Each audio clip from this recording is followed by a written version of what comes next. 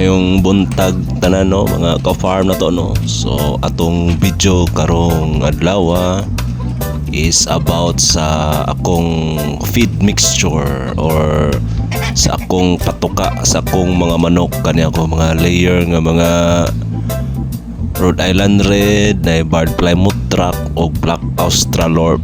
So makita na to rin sila guys no nga well feed gini atong mga layer chickens diri. Nya ang atong mixtures dito od guys is 40% nga feeds or commercial feeds ni siya guys, 40% lang ni siya guys. Tapos ato na gisagulan og 30% nga crack corn o 30% nga tahop or sa ngalan ana sa inyong lugar.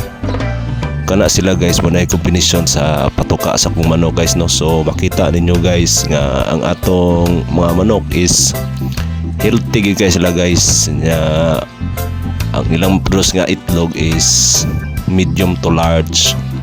Kanang medium is mga early layers pa na nga manok while ang katong mga large is kanang mga matured nga layers na nato no. Nya kita gyud nato guys nga ang atong mga binuhi is healthy kayo sila. Nya dugay pa gyud masakit. Og tuod guys no kaniday nga kombinasyon sa atong feeds guys is makatipid kay ta sa atong gasto sa atong bahog guys kay kabalo naman gyud ta nga ang majority sa gasto ani atong farm is ang ilang pagkaon which or patuka. So katong nga kombinasyon guys katipid gyud mo ato mga 40% sa inyong expenses.